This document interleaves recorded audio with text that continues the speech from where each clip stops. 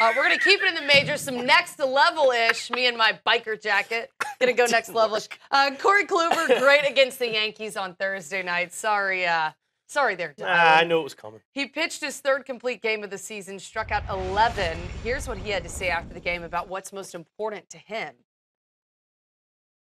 It's not a number, it's a letter, a win, and a W. That's all that matters. But you understand the numbers that are out there, and we can talk about the peripheral numbers, which I always get from Mickey or Tito. I can talk about how many wins you have, these 3 shutouts. But there's got to be a number as a pitcher that you're looking for at the end of the night that you want to have when you go on the mound, other than that letter. Yeah, I mean, you're always trying to go as long as you can, so if you're fortunate enough to be able to go 9 innings, that's nice. You know, I think that we all just kind of have the mindset of trying to go as long as we can until Tito comes and gets us, and, you know, sometimes he doesn't have to. All right, he now has 10-plus strikeouts in 10 of his last 12 starts. Dylan, is Corey Kluber the AL Cy Young favorite over Chris Sale right now? No, he's not. But, boy, has he closed that gap, and it's neck and neck right now.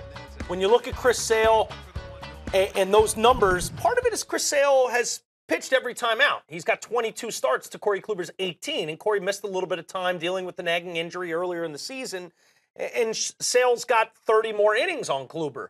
What Kluber's been able to do, if you just cut the season from about the June 1st mark to now, Corey Kluber would be your AL Cy Young. But when you take the whole season, this whole 2017 campaign into account, Chris Sale's numbers are just better. His whip is lower. His ERA is lower. He's got more wins. He's got a lot more strikeouts. He's pitched more innings. Across the board, he's been more impressive on the whole. Now, when you look at now over the last 6 weeks, Kluber's been the best pitcher, not just in the American League, in all of baseball. And the more Kluber continues to pitch like the guy we've seen over his last 9 starts, well, the more that gap is going to close. It's already microscopic right now.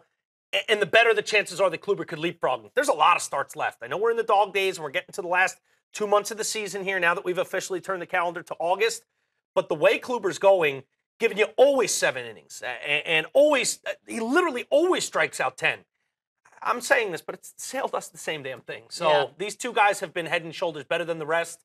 Early on, there was a lot of Keuchel talk, 9-0. He's not been defeated, sub-2 ERA. Yeah, then the injury. And he's come back, and he started to have to kind of get himself back comfortable to being on the mound and being the ace of that Astros staff. It's a 2-horse race. It's never been closer than after the complete game that we saw from Corey Kluber today. And I think it's going to be a really fun last couple months of the season to see who grabs this hardware and puts it on their mantelpiece.